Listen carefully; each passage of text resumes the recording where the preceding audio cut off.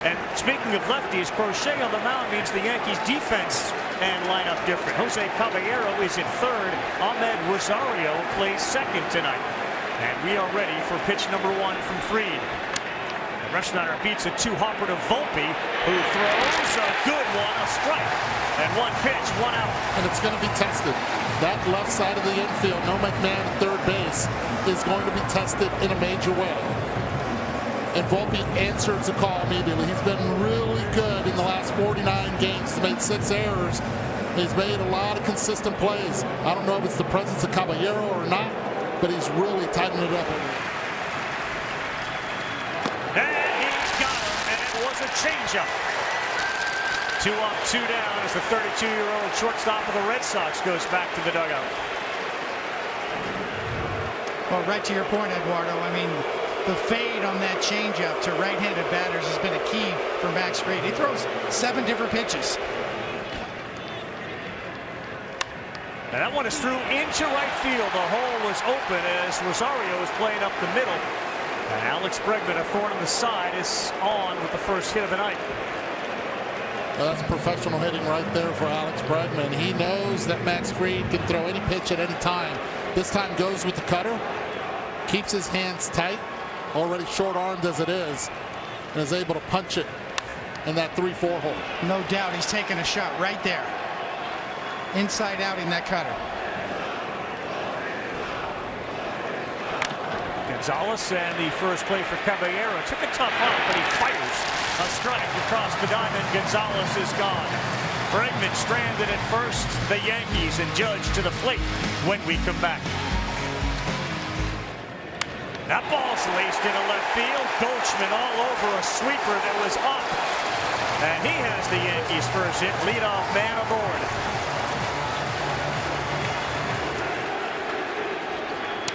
And he hits one past the dive of Bregman. A cutter, and Judge and Goldschmidt aboard. First 2 hitters tell you exactly what the New York Yankees game plan offensive is. They faced Gary Crochet a lot this year. Looks like they're looking middle in. Crochet strong glove side. The big key is, will Crochet and Narvaez behind the plate be able to make the adjustment of starting the pitch away arm side as early as now? And he's gone. He chased a 4-seamer at 99, and a strikeout for Crochet of Bellinger. Right above the zone, just perfectly located too when you're going for a strikeout. 2-2, slow runner at the plate. And he hits one hard on the ground to Story, who will flip to Sogard. There's the double play that Crochet and the Red Sox needed. Well, the old adage in baseball, regardless of the quality of the pitcher, you better get him early. And Crochet may have just gotten the biggest break with a double play from Stanton. Yeah, I wish it were that easy, but he's certainly his pulled fly ball rate. 1-2 from Crochet. He locked him up. That's hot by Narvaez. And there's strikeout number 2 from Crochet. One of the big reasons Aaron Boone did not start many lefties in this lineup is because of this right here. The matchup just favors Crochet so much. Bellinger strikes out against Crochet. Now you get Grisham with the same result. And here's Anthony Volpe to face the guy that they affectionately call the Beast in Boston, Crochet. 2 strikes to Volpe. That ball is hit very hard to right field. And that's the guy that the Yankees want to see in October. He was critical last year, and Anthony Volpe exits stage right. The Yankees lead the Red Sox 1-0.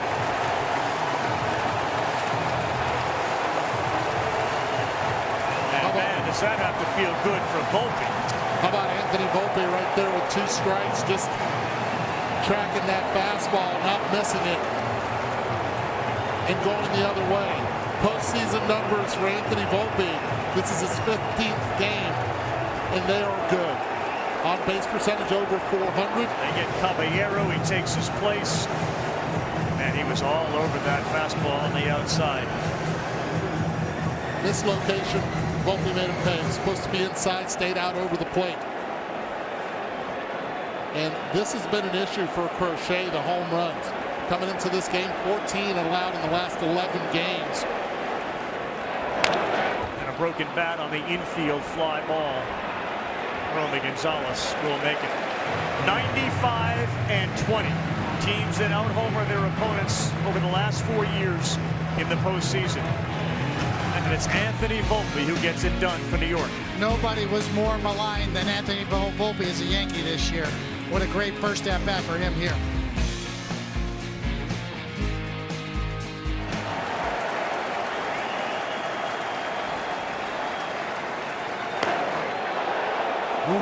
Just missed right at the top and on the corner, but Fried issues the walk to Narvaez. Swing stays alive on a 2-2, and that one is a blooper that is fair. Narvaez will go to third, Eaton to second. Judge has it, throws it back in. Second and third on an excuse me double from Nate Eaton. 16.3 miles per hour off the bat. He barreled it right there. Pitch was executed on the inner part. Was able to get the hands in and strong enough to get it over Paul Goldschmidt's reach. Just a little bit too much plate. Tried to bury it inside. Good job by Eaton protecting the plate and making things happen.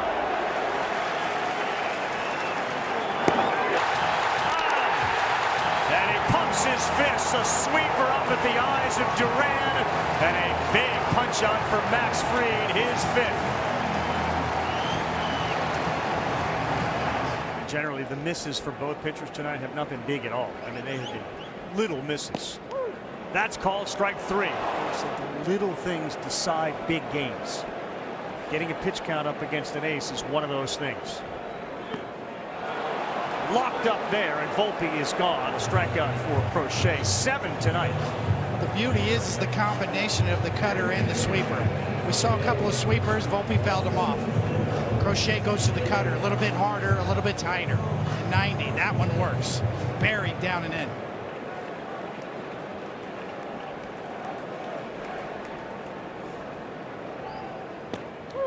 Called strike three, and Crochet strikes out the side in the bottom of the fifth. He now has 8. Good games today. A 1-run game, a 2-run game, and a 1-run game here tonight. Curveball sweeper. And this one off the end of the bat. Here's a foot race between Fried and Duran. What a job by Goldschmidt to get rid of the ball so fast. They allowed Fried to catch it in motion and step on the bag. Great pickup, Carl. You know, Goldschmidt, the Gold Glover, gets it to Max Fried early enough so that he's got time to multitask. Give me the ball now, so then I've got time to find the bag and beat a speedy Jared Duran. And he lost him. Rafaela will take the walk and the base. And you can feel the anxiety rising here at the stadium. Sogard instead sends one up the middle. Rafaela will head to third. Sogard aggressively going into second, and he is safe. Second time that we've seen Nick Sogard take an extra base. One on a fly ball to center field on a tag up, and here on a single to center field. You talk about coaching right here. Rafaela easily will make third, but as soon as Aaron Judge gets the ball, Jose Flores at first base is telling Sogard, you got to go. Challenge that arm. He did, and he was able to make it to second. The best coach you have is your own self. You get the reassurance by the first base coach. That is. Yoshida sends one to center field. Rafaela's going to come in. Sogard to the plate. Masa Yoshida delivers. And Boston now leads it 2-1 as they get to the bullpen and Luke Weaver.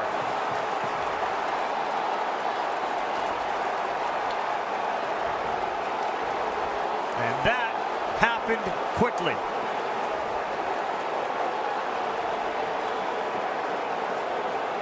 Nick Sogard's aggressive base running and the send from his first base coach put him in position to score on a single. Fastball up, Yoshida ready to hit. He's been on fire to finish the season. Alex Cora. had that wild card sitting on the bench, being ready to hit. Now it's Cruz's turn. And Story gone there. 94-mile-an-hour fastball. Let's go back to the Yoshida plate appearance. Well, first pitch swinging right there. You can see it's belled high and it's just drilled right back up the box. Oh, there's a game plan to Boston and a comfort zone to all these players as well. They know what lineup is going to be presented with a left-handed pitcher up and a right-handed pitcher. Swings at the first one, golfs it to right. Judge back. He's there to make a great catch. Not an easy play for the big outfielder in right field. Like Yoshida, Lowe swings at the first one, and Aaron Judge makes the big play. But it was Sogard's base running, aggressive to get to second into the scoring position, and then Masa Yoshida getting all sorts of celebration. Grisham, Volpe, Wells. He's gone. Crochet, 17 in a row, 8 strikeouts. You talk about lanes. And Alex Cora understands what a lineup configuration looks like. The numbers were on that pitch, does Crochet. Back up the middle. Story can't get it. Volpe is aboard.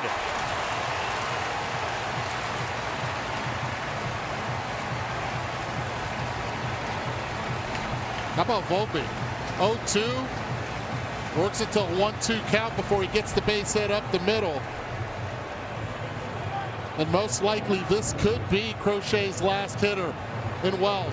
Pitch stays up. Volpe hits it right back where it came from. Under the glove of Crochet. Crochet's 117th pitch. That's called strike 3.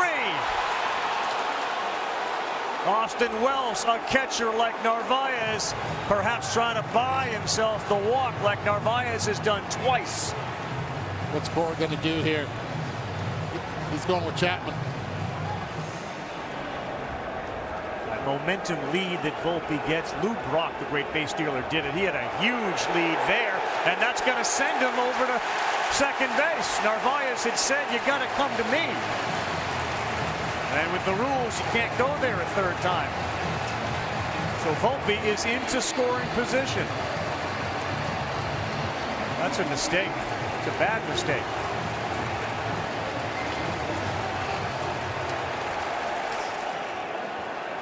Or a loud out will work well also for the Red Sox. Another 2-2. Shallow center. Rafaela running over there. Abreu is cutting in front of him. He did not communicate at all, and he took it away, and that was close. Almost disastrous. Got the best defender in the world in center field, and Abreu comes and snatches it right in front of him. Lucky.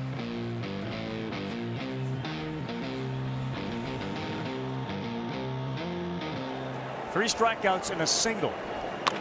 And that's going to get into left field. So Trevor Story picks up his second base hit of the night.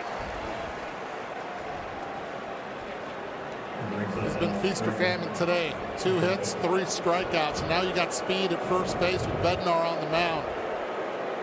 Be surprised if he tries to get the second quickly to give Alex Bregman an opportunity with a runner in scoring position. Nathaniel Lowe is on deck. This time he is going outside to throw down, short hop, tag put on, safe.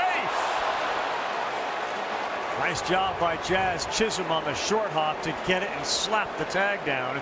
And the call at second base on the field was safe, and the Yankees will now look in their video room. And watch where he slides with that left oven mitt to the outside part of the bag. Beautifully done by Trevor Story. And we had a conversation earlier about these oven mitts. I think they should be regulated. Some of them are really long. Now, Trevor Story's is not. He's safe.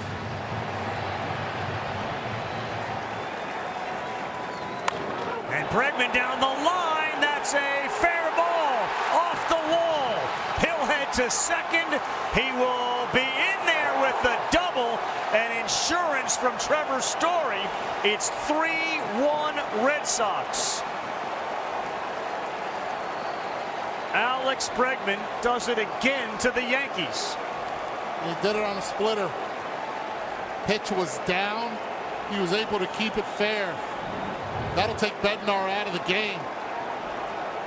Use his legs to go down and get it. The ability that Alex Bregman has to keep this ball fair, absolutely awesome.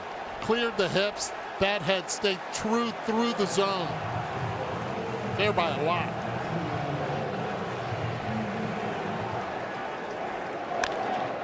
Low lifts one to center. Grisham went back. Now he's in, he's there, and that will do it.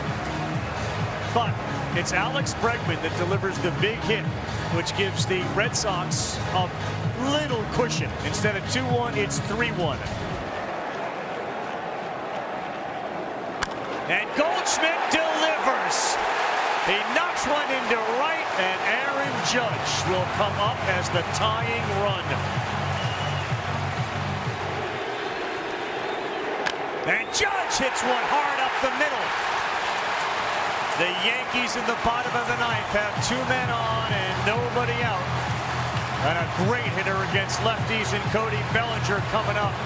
And this is unfamiliar territory now for Chapman. Bellinger towards the gap. Rafaela will not get it. Goldschmidt could not advance because he didn't know if it was going to be caught, but the bases are loaded on 3 straight singles. Those singles come on 5 pitches. Not there. Chapman went with a splitter, and Stanton is struck out the first out of the ninth. He's got 3 pitches he can go to, the slider or the splitter. You can see right here, the splitter down and away has Stanton way out in front. And when you throw 100 miles an hour, that can happen. 0-2. Again, a bright, really good arm. Goldschmidt at third. He will not tag as that throw comes in, and there are now 2 down. For the Yankees, trailing by 2 with Trent Grisham coming up. He got him, and the Red Sox rally from behind and take game 1 of this wild card 3-1. How about Aroldis Chapman? Bases loaded, no outs, strikeout, weak fly ball to right, and strikeout again, and then the patented pose to put the Red Sox up 1-0. Red Sox base running set him up. Sogard's base running set up their inning. Chapman at the end, amazing. Crochet